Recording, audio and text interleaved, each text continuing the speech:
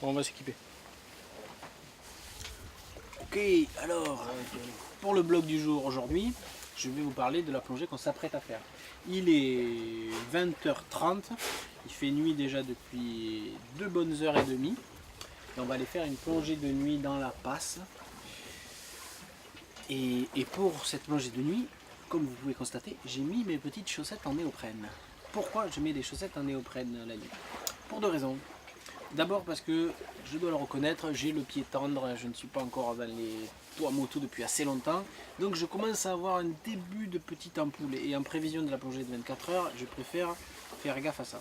Mais si je mets particulièrement mes petits chaussons en néoprène ce soir, c'est parce qu'on s'est aperçu lors des plongées de nuit dans la Passe qu'il y a des chasses de requins dans tous les sens, que c'est vraiment impressionnant et que j'ai du mal à laisser mes petites malléoles blanches dépasser d'un côté de la palme et de l'autre côté de la combinaison. Cette petite cheville blanche de peau, je me dis que si ça tombe sous le museau d'un gros requin dans mes jambes, c'est pas terrible. Donc petites chaussettes pour éviter les ampoules et éviter les petites morsures qui pourraient avoir de grosses et tristes conséquences. Voilà, plongée de nuit, à demain, bye.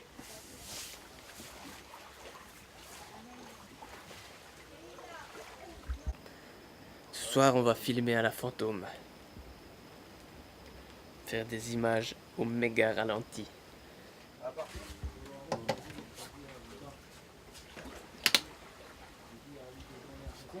Et si ça marche pas, je suis viré. À la fin de mon bricolage, là, de balle, tout est pressé, tout cercable.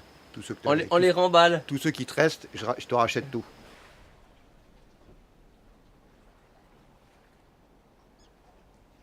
Ces plongées de nuit, elles m'intéressent à double titre.